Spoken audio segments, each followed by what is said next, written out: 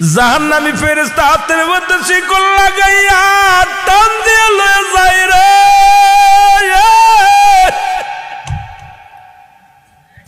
ওই কবরবাসী একটা চিৎকার বের বলে, আমার কি কেউ নাই রে, আমার কেউ নাই।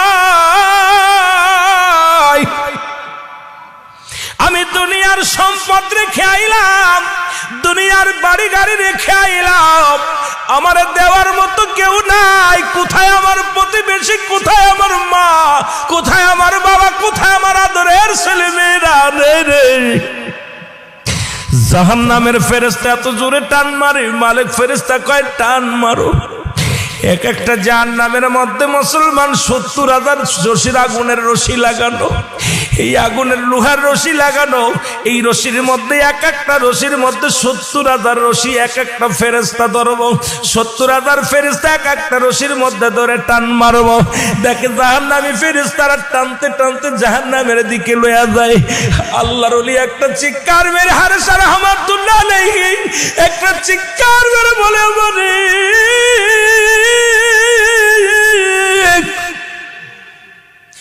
আমি এই লোকটাকে দেখি 3 দিন যাবৎ কবরের মধ্যে বড় কঠিন অবস্থায় আছে। 3টা দিন কবরের আযাবের মধ্যে বড় কষ্টের মধ্যে আছে। আল্লাহ, ওর কি কেউ রক্তের আপনজন নাই রে, ওর কি কেউ আপনজন নাই? একটু দোয়া করবে, যেহেতু রাসূল তো দোয়া শিখিয়ে দিয়েছে, রাব্বির রাহমহুমা কামা। এ মুসলমান গভীর মনোযোগ, আল্লাহর ওলি দোয়া করিয়া দেখে 3 যুবতী কন্যা, 3টা যুবতী মেয়ে আস্তে আস্তে করে কবরের পাশে আসলেন। আল্লাহর ওলি হারেস রাহমাতুল্লাহ আলাইহি উনি একটু আড়ালে দাঁড়ায়া গেলেন। বড় কন্যা চোখের পানি ছেড়ে বলে, আব্বা জান, আমরা তো দুনিয়ার জিন্দেগিতে রং তামাশা করে কাটাইতেছি, আনন্দ ফুর্তি করি। আব্বা জান, আপনি কেমনে আছেন কবরের ভিতরে? 3টা মাস আপনাকে বিদায় করে দিলাম, আজ পর্যন্ত আপনার খবর জানতে পারলাম না। কোন হালাতে আছেন আমার আব্বা জান? মেজো মেয়ে ডাকতে বলে, আমার আব্বা জান কবরের ভিতরে কেমনে আছেন আমরা বলতে পারি না, আমরা তো দুনিয়ার জিন্দেগি অনেক আরামায়েশে কাটাইতেছি, রং তামাশায় কাটাইতেছি। ছোট মেয়ে ডাকতে বলে, আমার আব্বা জান।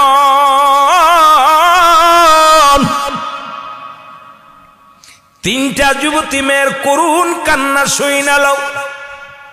ছোট মেয়ে ডাকতে বলে, মালিক, আজ 3টা মাস হয়ে গেল আমার আব্বা জান রে বিদায় করে দিলাম। আব্বা জান গো, আপনি কেমনে আছেন? আমাদেরও বিয়ে হয় নাই, আমরা যুবতী 3টা মেয়ে রেখে আপনি দুনিয়া থেকে বিদায় হয়ে গেছেন। আমরা 3টা কন্যা, 3টা বোন আরামায়েশে দুনিয়ার মধ্যে চলি, কিন্তু আপনি কি হালাতে আছেন আমি জানি না। হঠাৎ করে যখন এই কথা বলে 3টা মেয়ে বিদায় হতে গেল, আল্লাহর ওলি হযরত হারেস রাহমাতুল্লাহ আলাইহি আর বনি সামনের পদে হাজির হয়ে গেলেন। ডাকতে বলে, মেয়েরা রে দাঁড়াও, ও আমার মেয়েরা দাঁড়াও, মারা দাঁড়াও। দাঁড়ায় গেলেন, বলে, মা রে, ও মা, আমি তোমরা 3টে যুবতী মেয়ে দুনিয়ার মধ্যে পাপ কাজে লিপ্ত হয়ে গেছো। তোমরা নামাজ পড়ো না, তোমরা শরিয়াতের বিধান মানো না, তোমরা কোরআন পড়ো না, তোমরা ইসলামের বিধান মানো না, পর্দা করো না। মা গো, তোমার আব্বা জানের কবরের পাশে আমি হারেস রাহমাতুল্লাহ আলাইহি আজ আমি 1 দিন নয়, 2 দিন নয়, 3টা দিন কবরের পাশে যখন আমি সালাত আদায় করে শুয়ে থাকি, প্রথম দিন দেখলাম তোমার আব্বা জানের সমস্ত দেহের মধ্যে আগুন জ্বালানো হয়েছে। এই গায়ের মধ্যে আগুন ঢেলে দিছে,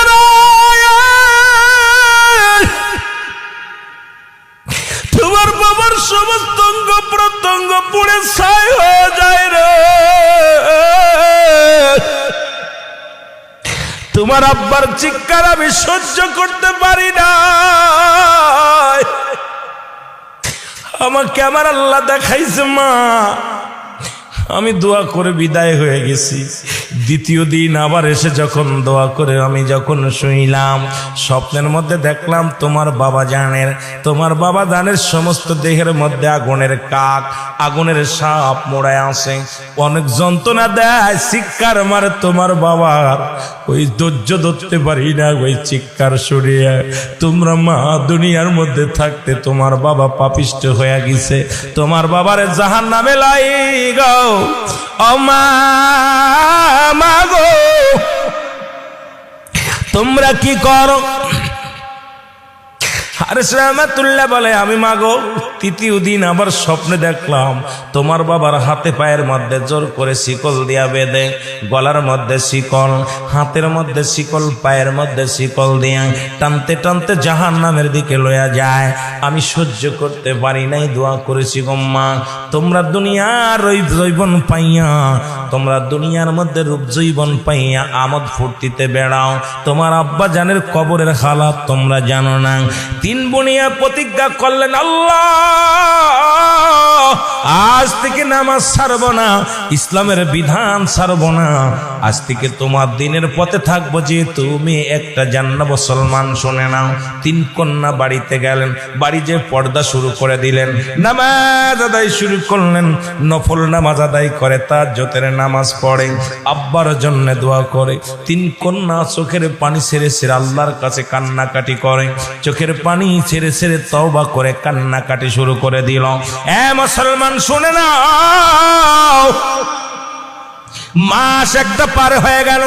এক মাস পরে হযরত হারেস রহমাতুল্লাহ আলাইহি উনি চিন্তা করছে, যাব দেখে আসি ওই কবরের অবস্থা, আবার একটু দেখে আসি।